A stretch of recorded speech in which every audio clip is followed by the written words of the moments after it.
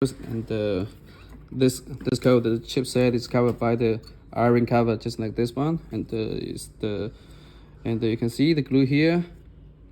and just prevent this cable fall down from this interface. And you can see here also some glues, and you can see here all the interface was covered by taper, so it's gonna be more stable when using